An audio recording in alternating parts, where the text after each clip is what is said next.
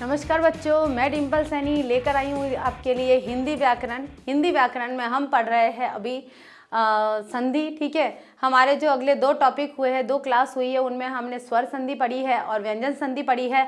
आज हमारा नया टॉपिक है, उसी से रिलेटेड है, जो है विसर्ग संधि। ये जो हमारा अंतिम टॉपिक है, इस संधि के 3 भेद है और तीनों की अलग अलग क्लास है, यानी कि स्वर संधि की अलग है, व्यंजन संधि की अलग है और ये विसर्ग संधि की आज हमारी क्लास अलग से होने वाली है। ठीक है, तो विसर्ग संधि किसे कहते हैं, आज हम इसको अच्छे से पढ़ेंगे। ये 12th क्लास के लिए है। 12th क्लास की हिंदी में जो आपका संधि टॉपिक आया है उसको आज हम पूरा कंप्लीट कर देंगे। ठीक है, तो संधि किसे कहते हैं, कितने भेद होते हैं उसके, संधि 2 वर्णों के परस्पर मेल से जो होने वाला विकार या परिवर्तन होता है उसे संधि कहते हैं। उसके 3 भेद होते हैं, स्वर संधि, व्यंजन संधि, विसर्ग संधि।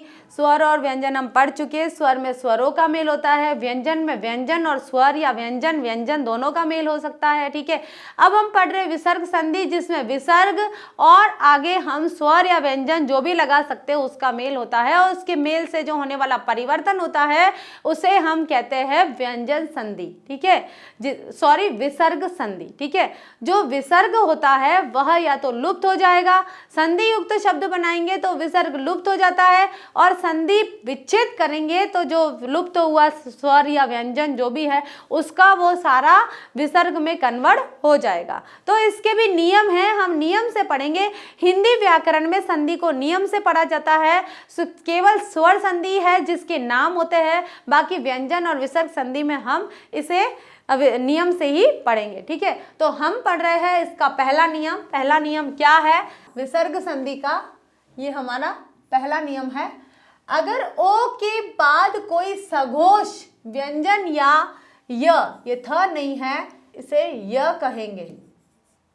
ठीक है, य र ल व हो तो विच्छेद करते समय वह विसर्ग, विसर्ग कैसे लिखते हैं, ये होता है, विसर्ग में बदल जाता है, यानी कि ये हो नहीं है, ये है। ठीक है, क्या कह रहा है कि यदि ओ के बाद कोई सघोष व्यंजन या य र ल व हो तो विच्छेद करते समय वह विसर्ग में बदल जाता है। क्या बदल जाता है, जो सघोष वर्ण है, सघोष वर्ण जो सघोष व्यंजन है वह विसर्ग में बदल जाएगा। अब हम सबसे पहले ये पढ़ेंगे कि सघोष और अघोष व्यंजन कौन से होते हैं, कौन कौन से वर्णों को सघोष बोलते हैं और कौन कौन से वर्णों को अघोष बोला जाता है। सघोष यानी कि जो घोष, यानी कि जिनकी आवाज बहुत थरथराती हुई निकलती है, वे वर्ण होते हैं। और अघोष जिनका कोई ज्यादा सा स्वर नहीं निकलता है, कम निकलता है, निकलता तो है लेकिन कम निकलता है। और सघोष में सघोष यानी कि आवाज के साथ में कोई एक लय होती है, वो लय बन जाती है, उससे सघोष बोलते हैं। जिसमें लय नहीं बनती वो अघोष कहलाते हैं। ठीक है, हम यहाँ पर सबसे पहले अलग अलग करेंगे। पहले लिखा हमने अघोष, घोष का मतलब समझते हैं ना आप, आवाज या फिर नाद। नाद क्या होता है, जैसे थोड़ा सा सुर में चल जाता है ना। घोष होता है ना, जैसे थोड़ा सा आवाज करके जो लय में जो बन जाता है उसे अघोष, घोष बोलते हैं। सॉरी, अब जिसमें लय नहीं है वह अघोष और जिसमें लय है वो सघोष हो जाएंगे, जिसमें आवाज निकलती है, जिसमें घोष होता है। ठीक है, अब देखिए जो वर्ग होते हैं हमारे, वर्ग है ना, वर्ग का पहला और दूसरा वर्ण, वर्ग का पहला और दूसरा वर्ण अघोष होता है और तीसरा, चौथा और 5वां वर्ण सघोष होता है, चाहे वो कोई सा भी वर्ण हो। ठीक है, अब पहले दूसरे में कौन कौन सा आता है, देखिए क और ख, ये दोनों, और यहाँ आ जाएगा ग, घ और अंग, ये आ जाएगा च और छ, यहाँ आ जाएगा ज, झ और इय। ठीक है, यहाँ आ जाएगा ट और ठ, यहाँ आ जाएगा ड, ढ, ण, यहाँ आ जाएगा त और थ, यहाँ आ जाएगा द, ध और न, यहाँ आ जाएगा प और फ, यहाँ आ जाएगा ब, भ और म। आप इस तरह से याद कर सकते हैं कि अघोष 1 2 और सघोष 3 4 5। ठीक है, अघोष 1 2, सगोश 3 4 5, इस तरह से आप याद कर सकते हैं। तो आपको पता चल जाएगा कि अघोष वर्ण कौन से है और सगोश वर्ण कौन से होते हैं। ठीक है, ये तो थी हमारी अघोष और सगोश की टेबल। अब हम पढ़ते हैं यहाँ पर नियम। नियम क्या कह रहा है कि अगर ओ के बाद कोई सगोश व्यंजन हो, तो मान लीजिए इनमें से कोई व्यंजन आए हैं, ठीक है, विसर्ग के बाद में, ओ के बाद में कोई सगोश व्यंजन हो, तो या फिर यर लव हो, तो विच्छेद करते समय जो सगोश व्यंजन है उसके पहले क्या लग जाएगा, ओ की मतलब विसर्ग लग जाएगा। ठीक है, क्या लग जाएगा, विसर्ग लग जाएगा। कैसे लग जाएगा, देखिए हम यहाँ लिखते हैं मनोबल, तपोवन, रजोगुण। ठीक है, इस तरह से हम उदाहरण लिखते हैं मनोहर। ठीक है, हो गया। यहाँ पर हम ह भी लिखेंगे, एक वर्ण ह भी लिखेंगे, यर लव ह हो तो। ठीक है, अब हम इनका संधि विच्छेद करते हैं। ये तो है हमारे संधि युक्त शब्द, क्या है ये, संधि युक्त शब्द है हमारे सारे। अब इनका हम संधि विच्छेद करेंगे, तो ये नियम हमें फॉलो करना है। ठीक है, हमें क्या कहा गया है कि अगर ओ के बाद ये रहा हमारा ओ की मात्रा आई है, हम इसे ओ बोल सकते हैं। नो, न में किसकी मात्रा लगी है, ओ की मात्रा। ओ की मात्रा के बाद में अगर कोई सगोश वर्ण है, ये रहा सगोश वर्ण, देखिए प फ ये आ गया, ब भ म, ये सगोश व्यंजन आ गया। इस सगोश व्यंजन है अगर, तो ये जो ओ की मात्रा है वो विसर्ग में कन्वर्ट हो जाएगी। कैसे, देखिए मनः प्लस बल, क्या हो गया, मनः प्लस बल। तो क्या हो गया, ये अगर सगोश वर्ण है, हमें अगर इस प्रकार का रूप दे रखा है कि मनः प्लस बल लिखिए और इसको संधि युक्त शब्द बनाइए, संधि विच्छेद को संधि युक्त शब्द बनाइए, तो हमें क्या करना है कि हमें देखना है कि विसर्ग के बाद में सगोश व्यंजन आया है। ये रहा हमारा सगोश व्यंजन, यानी कि तीसरा चौथा पांचवा कोई भी व्यंजन आ जाता है। तो हमें क्या करना है, इसके बाद में हमें विसर्ग को ओ की मात्रा में कन्वर्ट करना है, विसर्ग को ओ की मात्रा में। तो हमारा बन जाएगा मनोबल। ठीक है, अब हम इस तपोवन को करेंगे, देखिए त और प लिख दिया, ओ की मात्रा को अभी रोक लिया, क्योंकि वह क्या है, एक सगोश व्यंजन है। देखिए ये रहा य व, य र ल व, ये रहा। तो जब वह सगोश व्यंजन आया है, तो हमें क्या करना है, इस ओ की मात्रा को विसर्ग बनाना है, और हम यहाँ लिख देंगे तपोवन, तपा प्लस वन। हम यहाँ पर सगोश व्यंजन में एक पंक्ति और लिखेंगे, यहाँ पर य र ल व और ह। ठीक है, ये सारे हमारे सगोश व्यंजन के अंतर्गत आएंगे। अब हम रजोगुण में कर देते हैं, रजः प्लस गुण। अब आप कहेंगे ये तो स्वर आ गया, लेकिन व्यंजन क्या कह रहा है, व्यंजन कौन सा है इसमें, ग में ओ की मात्रा लगी है, और ग कौन सा है हमारा तीसरा वर्ण, और तीसरा चौथा पांचवा वर्ण कौन सा होता है, सगोश होता है, अघोष नहीं होता है। अब है मनोहर, तो मनोहर में देखिए ह क्या है, सगोश। सगोश आते ही हमें ओ की मात्रा को विसर्ग में बदलना है, और ये हमारा हो गया मना प्लस हर। तो मनोबल क्या हो गया, मना प्लस बल। तपोवन क्या हो गया, तपा प्लस वन। रजोगुण क्या हो गया, रजा प्लस गुण। और मनोहर क्या हो गया, मना प्लस हर। तो ये हमारी पहली संधि, विसर्ग संधि का पहला नियम है कि अगर ओ के बाद कोई सगोश व्यंजन आता है, तो ओ के स्थान पर विसर्ग लग जाएगा। ठीक है, यह हमारा पहला नियम था। अब आते हैं हम हमारे दूसरे नियम की तरफ। तो दूसरा नियम क्या कहता है, ये हमारा दूसरा नियम, अगर अ या ओ को छोड़कर उसके बाद आधा स, देखिए यहाँ स है, आधा स, आधा श, और ये षटकोण वाला है। ठीक है, आधा श, ठीक है, आधा स, आधा श और आधा श के बाद कोई अघोष। अब अघोष कौन से व्यंजन होते हैं, वर्ग का पहला और दूसरा वर्ण। ठीक है, वर्ग का, किसी भी वर्ग का, क वर्ग का, च वर्ग का, ट वर्ग का, त वर्ग का या प वर्ग का, वर्ग का पहला या दूसरा वर्ण जो होता है वो अघोष कहलाता है, और तीसरा चौथा पांचवा सगोष कहलाता है। ठीक है, तो क्या कहा है, अ ओ को छोड़कर, यदि अ और ओ है उसको छोड़कर उसके बाद आधा श श स हो, तो उसके बाद कोई अघोष व्यंजन हो, तो विच्छेद करते समय श श और श यहाँ हम चेंज करेंगे। ये है हमारा आधा श, ये आधा श और ये षटकोण वाला श का विसर्ग में हो जाएगा। ठीक है,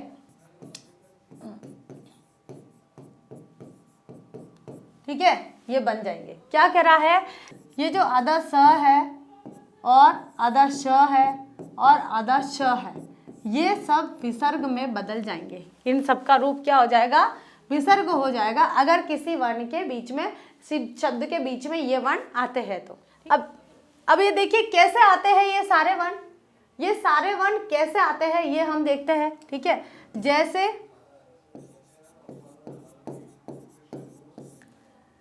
निस्तार, निश्चल, चतुष्पद। ठीक है, देखिए अब हम करेंगे संधि विच्छेदन का नियम। क्या कह रहा है कि अगर अ और ओ को छोड़कर यहाँ पर जो आते हैं सारे स्वर वो अ और ओ नहीं होना चाहिए। बाकी कुछ भी हो सकता है, ई हो सकता है, उ हो सकता है। ठीक है, अ और उ को छोड़कर, यानी आ हो सकता है, ई हो सकता है, उ हो सकता है, ओ और अ नहीं होगा। इनको छोड़कर अगर कोई स्वर आता है तो हमारे कौन कौन से स्वर है, न में ई की मात्रा लगी है, न में ई की मात्रा लगी है यहाँ पर हमारा, और ये देखिए विसर्ग से पहले यहाँ पर हमारा उ लगा है। ठीक है, ये उ हो गया, यानी कि ये जो आधा स है, इस आधे स के बाद में क्या आएगा, यहाँ पर हमारा अघोष आएगा। अघोष यानी कि वर्ग का पहला या दूसरा वर्ण। तो हमारे देखिए वर्ग के पहला दूसरा वर्ण है, त है या च है और ये प है। ये तीनों के तीनों वर्ग के पहले वर्ण है। च, त कौन सा है, त वर्ग का पहला, च कौन सा है, च वर्ग का पहला, और प कौन सा है, प वर्ग का पहला वर्ण है। ठीक है, तो नियम तो हमने देख लिया। अब इस नियम को हम यहाँ फॉलो करते हैं कि हमने यहाँ लिखा नी, अब ये जो आधा स है वो किस में बदल जाएगा, विसर्ग में, प्लस ये बन जाएगा हमारा तार, नी प्लस तार निस्तार। अब ये हो जाएगा हमारा नी। ठीक है, अब ये श के स्थान पर, आधे श के स्थान पर क्या बन जाएगा हमारा विसर्ग, और ये हो गया हमारा चल, ये हो गया नी प्लस चल। अब ये आधा स और च को नहीं लिखना है क्योंकि इनकी जगह क्या आ गया है, क्या आ गया है, इनकी जगह विसर्ग आ गया है। तो विसर्ग आ गया है इसलिए हमें इसके आधे रूप को नहीं लिखना है, उसकी जगह हमने विसर्ग लगा दिया है क्योंकि हम पढ़ रहे हैं विसर्ग संधि। क्या पढ़ रहे हैं, विसर्ग संधि। तो विसर्ग संधि कैसे कैसे लगती है वह हमें देखना है। तो निश्चल में हमने क्या करा, नी प्लस चल हो गया। इसी प्रकार से हम यहाँ लिखेंगे चतु, और ये आधा श है षटकोण वाला, ये भी हमारे विसर्ग में कन्वर्ट हो जाएगा। तो चतुः प्लस पद, ये हो गया हमारा चतुष्पद। आपको समझ में आ रहा है बहुत अच्छे से। नियम क्या कह रहा है कि यदि अ और ओ को छोड़कर किसी भी हमारे आधे वर्ण में प्रथम वर्ण है उसमें अ और ओ को छोड़कर कोई और अगर स्वर आता है और उस स्वर के बाद में आधा स, आधा श और आधा श आते हैं, तीनों स में से कोई भी श आता है और उसके बाद में जो वर्ण आता है वह अघोष वर्ण होता है, यानी वर्ग का पहला और दूसरा वर्ण होना चाहिए। अगर ये है तो आधे वर्ण जो हमारा श, श, स है वो सारे अपने विसर्ग में कन्वर्ट हो जाएंगे। ठीक है, निस्तार हो गया नी प्लस तार, निश्चल हो गया नी प्लस चल, चतुष्पद हो गया चतु प्लस पद। ठीक है, अब पढ़ते हैं हम आगे नियम नंबर 3। ये है हमारा नियम नंबर 3। क्या कह रहा है नियम नंबर 3, अगर किसी शब्द में आधा स, बिल्कुल आधा स और पूरा स, आधा श और पूरा श और आधा श और पूरा श है आए, तो आधा श, ये जो आधे वर्ण है सारे वो विसर्ग में बदल जाएंगे। जितने भी आधे वर्ण है वो सारे विसर्ग में बदल जाएंगे। ठीक है, कैसे बदलेंगे इसके लिए हम कुछ उदाहरण लेंगे। बिना उदाहरण के हम व्याकरण नहीं पढ़ सकते हैं, चाहे वो हिंदी के व्याकरण हो, चाहे वो संस्कृत के व्याकरण हो, चाहे वो इंग्लिश के व्याकरण हो। हमें ग्रामर पढ़ने के लिए एग्जाम्पल्स को सॉल्व करना बहुत जरूरी होता है। ठीक है, जैसे निस्सार, क्या पढ़ते हैं, निस्सार और निशब्द। ठीक है, निशब्द हो गया। अब हम इसका संधि विच्छेद करेंगे। तो संधि हमें वैसे ही समझ में आ गया, ये शब्द आते ही हमें समझ में आ गया कि जब ऐसे दो वर्ण आते हैं एक जैसे, एक आधा होता है एक पूरा होता है, एक आधा होता है और एक पूरा होता है, तो जो आधे है उसकी जगह विसर्ग लग जाएगा और बाकी सारा ऐसा का ऐसा लिख दिया जाएगा। ठीक है, तो ये देखिए बहुत सरल है, ये आधा वर्ण है इसकी जगह हमने विसर्ग लगा दिया, प्लस हमारा हो गया सार। ये आधा वर्ण है इसकी जगह हमने विसर्ग लगा दिया और ये प्लस हो गया हमारा शब्द, निशब्द। तो ये थे हमारे विसर्ग संधि के तीसरे नियम के उदाहरण कि निस्सार अगर आधा स श, आधा स श और आधा श स है तो ये जो आधे वर्ण हैं उनके स्थान पर विसर्ग बन जाएगा, यानी कि नि प्लस सार, नि प्लस शब्द, निशब्द और निस्सार में कन्वर्ट हो जाएंगे। ठीक है, ये था हमारा नियम नंबर 3। अब हम पढ़ेंगे नियम नंबर 4। नियम नंबर 4 क्या कह रहा है कि अगर किसी, अब ये देखिए र लिखा हुआ है, ये पूरा र हो जाएगा। र या र की मात्रा के बाद कोई सगोश, सगोश कौन सा होता है, वर्ग का तीसरा, चौथा और पांचवा वर्ण, या फिर इसे या लिखेंगे या फिर य र ल व हो, तो विच्छेद में र विसर्ग हो जाता है।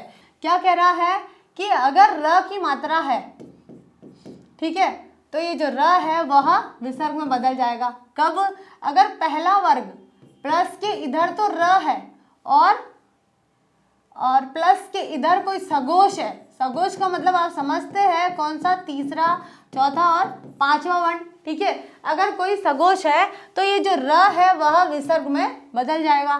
ठीक है, कैसे हो जाएगा, जैसे हम उदाहरण लिखते हैं यहाँ पर, जैसे हो गया हमारा धनुर्वेद और दुर्गम और निर्जन। ठीक है, या फिर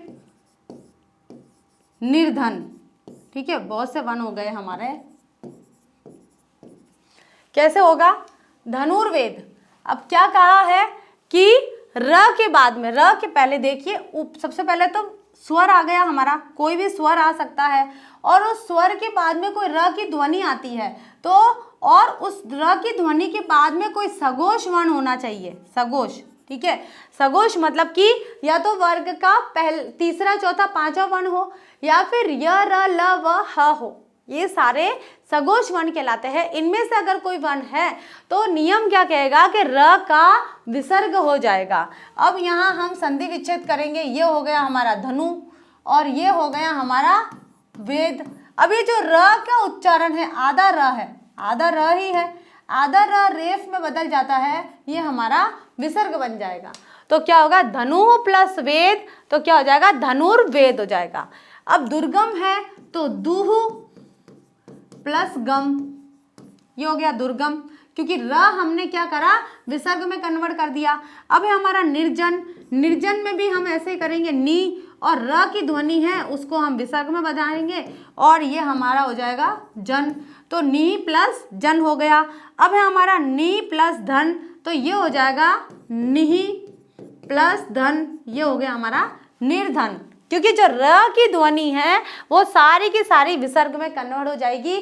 कब होगी, जब दूसरे वर्ण का पहला वर्ण सगोश होना चाहिए। सगोश मतलब तीसरा, चौथा, पांचवा या य र ल व ह हो। ठीक है, तो हमारा ये सारा र में, ये जो र है वो सारे विसर्ग में और ये विसर्ग है वो सारे र में कन्वर्ट हो जाएंगे, वो भी आधे रूप में होंगे, पूरा र नहीं बनेगा।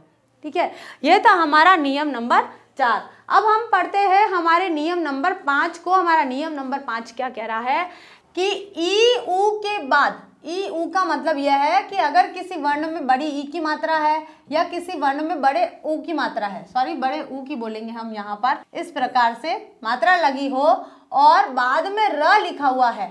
ठीक है, र कोई भी स्वर है उसमें र में किसी भी स्वर को जोड़ा गया है, र, री, रो, री, रू, कोई भी जोड़ा गया है। ठीक है, तो विच्छेद करते समय ई अपने छोटी ई, ठीक है, बड़ी ई की मात्रा छोटी ई में बदल जाएगी और बड़े ऊ की मात्रा अपने ये छोटे ऊ में बदल जाएगी। कैसे, जैसे निरोग, ठीक है, नीरज, ठीक है, दुराज, ठीक है, ये शब्द बन गए। क्या बना हमारा? निरोग, नीरज और दुराज। अब देखिए क्या कहा है कि बड़ी ई की मात्रा के या बड़े ऊ की मात्रा के बाद र आए। नियम यही कह रहा है कि ई या ऊ के बाद में र आए, तो ये हमारा र आ गया और र में हमने स्वर लगाए हैं, तो क्या होगा, ये जो बड़ी ई की और बड़े ऊ की मात्रा है वह क्या हो जाएगी? छोटी बन जाएगी और विसर्ग लग जाएगा। र में कोई परिवर्तन नहीं होगा। कैसे? जैसे हमने यहाँ लिखा निहि प्लस रोग, ये हो गया, ठीक है, निरोग, ठीक है। अब आ गया हमारा, ये भी बड़ी ई छोटी ई में कन्वर्ट हो जाएगी और विसर्ग लग जाएगा और ये रज ऐसा का ऐसा लिख देंगे, ठीक है। क्या होगा कि सिर्फ जो बड़ी ई की और बड़े ऊ की मात्रा है वो छोटी ई और छोटे ऊ में कन्वर्ट हो जाएगी और उसके साथ में विसर्ग जुड़ जाएगा और जो बाद के जो शब्द है वो ऐसे के ऐसे लिखे जाएंगे, प्लस के बाद हम ऐसा ही लिख लेंगे। ये हो गया हमारा दुहु प्लस राज, दुराज, ठीक है। क्या बन गया? बड़ी ई और बड़ा ऊ अगर है और उसके बाद में र लिखा हुआ है तो बड़ी ई छोटे में, बड़ा ऊ छोटे ऊ में और र उसी रूप में आ जाएगा और साथ में विसर्ग लग जाएंगे। तो ये हो गया निरोग हो गया निहि प्लस रोग, नीरज हो गया निहि प्लस रज, दुराज हो गया दुहु प्लस राज। ये हमारी संधि नंबर 5 है, यानी कि हमारी व्यंजन संधि का 5वां भेद है। अब आते हैं हम व्यंजन संधि के भेद नंबर मतलब कि नियम नंबर 6 पर, ठीक है। नियम नंबर 6 क्या कह रहा है हमारा कि यदि किसी शब्द में आधा स या आधा श हो और उसके बाद कोई अघोष व्यंजन हो, अघोष व्यंजन यानी कि वर्ग का पहला और दूसरा वर्ण होना चाहिए, तो विच्छेद करते समय जो श, आधा स और आधा श है वह अपने विसर्ग में बदल जाएगा। किस में बदल जाएगा? विसर्ग में। क्या कह रहा है? ये आधा स और आधा श, ये दोनों अपने विसर्ग में बदल जाएंगे। कब बदल जाएंगे? जब स और श के बाद यहाँ पर अघोष वर्ण हो। अघोष का मतलब होता है वर्ग का पहला और दूसरा वर्ण हो, तो ये जो आधा स और आधा श है वो अपने विसर्ग के रूप में बन जाएगा, ठीक है। कैसे बन जाएगा हम देखते हैं। जैसे हमने यहाँ लिखा नमस्कार, ठीक है, नमस्कार, तिरस्कार, आश्चर्य, श्रेयस्कर और मनस्ताप, ठीक है। क्या हो गया? नमस्कार, तिरस्कार, आश्चर्य, श्रेयस्कर और मनस्ताप। अब हम नियम की तरफ चलेंगे। क्या कह रहा है? आधा श और श हो, ये रहा हमारा आधा स, आधा श, ठीक है। उसके बाद में अघोष व्यंजन हो तो अघोष देखिए यानी कि वर्ग का पहला और दूसरा वर्ण, तो ये क हमारा पहला है, क पहला है, च पहला है, क पहला है और त भी हमारा पहला वर्ण है, यानी कि वर्ग का पहला और दूसरा वर्ण होना चाहिए, इसके अलावा और कहीं नहीं होना चाहिए। तो क्या हो जाएगा? ये जो आधे स और श का रूप है वो सारे विसर्ग में बदल जाएगा, बाकी सब ऐसा का ऐसा रहेगा। कैसे? हम यहाँ लिखेंगे नम, ये हमारा आधा स विसर्ग में बदल गया और बचा हमारा कार, हमने कार ऐसा का ऐसा लिख लिया। इसी प्रकार से हम यहाँ लिखेंगे तिरह और प्लस ये कार ऐसा का ऐसा आ जाएगा। उसी प्रकार से हम यहाँ लिखेंगे आ, और ये आ के बाद में ये जो आधा श है अपने विसर्ग के रूप में बदल जाएगा और ये चर्य हम ऐसा ही लिख लेंगे, आश्चर्य, ठीक है। यहाँ हो जाएगा हमारा श्रेय, श्रेय, श्रेय के बाद में आधा स विसर्ग में बदल जाएगा और कर हम ऐसा का ऐसा लिख लेंगे इसको। अब आता है मनस्ताप। मनस्ताप में हम क्या करेंगे कि मन, ये हमने लिखा मन, अब ये आधा स हमारा विसर्ग में बदल जाएगा और ये ताप ऐसा का ऐसा आ जाएगा। तो क्या परिवर्तन हुआ? कुछ नहीं, आधा स और श जहां भी आता है हमें विसर्ग लगा देना है, बाकी सारे वर्ण ऐसे कैसे हमें लिख देने हैं, ठीक है। और विसर्ग के बाद में जस्ट हमें प्लस लगाना है, विसर्ग आते ही हमें दूसरा पद लेना है, उसी में हमें नहीं जोड़ना है, क्योंकि ये क्या है? विसर्ग संधि है। विसर्ग और व्यंजन या विसर्ग या स्वर के साथ में जो संधि होती है उसे विसर्ग संधि कहते हैं। नमस्कार हो गया हमारा नमा प्लस कार, तिरस्कार हो गया हमारा तिरा प्लस कार, आश्चर्य हो गया हमारा आ प्लस चर्य, श्रेयस्कर हो गया श्रेय प्लस कर, मनस्ताप हो गया मन प्लस ताप। ये सारे हमारे व्यंजन संधि के उदाहरण है। ये नियम नंबर 6 था हमारा। और हम पढ़ते हैं अघोष और सघोष वर्ण, जो मैंने आपको बताया है ये सारे अघोष वर्ण हैं, जिसे हम पहला और दूसरा वर्ण कह सकते हैं, और ये सारे हमारे तीसरे, चौथे और पांचवें वर्ण सघोष वर्ण कहलाएंगे। ठीक है, इसके अलावा और मैंने बताया था आपको य, र, ल और व, ये सारे हमारे सघोष है और ये हमारे अघोष कहलाएंगे। ठीक है, क, ख, च, छ, ट, ये हमारा ट आएगा। ये इस प्रकार से ट, ठ, त, थ और प, फ। पहला दूसरा वर्ण आता है हमारे अघोष, और तीसरे, चौथे, पांचवें वर्ण और यर, लव हमारे आते हैं सारे सघोष आते हैं, जिसमें घोष होता है। ठीक है, तो व्यंजन संधि के लिए अघोष और सघोष ज्ञान का होना बहुत जरूरी है। और विसर्ग संधि के लिए हमें सघोष और अघोष का ज्ञान होना बहुत जरूरी है। और व्यंजन संधि के लिए हमें उसके वर्गों का पहला, दूसरा, तीसरा, चौथा जो स्थान है वो हमें ज्ञान होना बहुत जरूरी है। ठीक है, और स्वर की पहचान होनी बहुत जरूरी है स्वर संधि के लिए। ठीक है, तो आज हमारी जो ये स्वर संधि है, यानी कि स्वर क्या कहे, संधि पूरी कंप्लीट हो चुकी है। हमने संधि में तीनों भेद पढ़ लिए हैं, स्वर, व्यंजन और विसर्ग पढ़ लिए हैं। स्वर हमने पहले पढ़ लिया है, व्यंजन का हमने अलग से पूरा डिटेल में पढ़ा है, उसके पूरे 5 या 6 जितने नियम है हमने पढ़ लिए। आज हमने विसर्ग संधि के पूरे 6 नियम पढ़े हैं, ये 6 के 6 आपको याद होने चाहिए। अगर नियम याद नहीं होंगे तो आप विसर्ग संधि नहीं कर पाएंगे। तो हमारी विसर्ग संधि यानी कि हमारी पूरी स्वर संधि कंप्लीट हो चुकी है।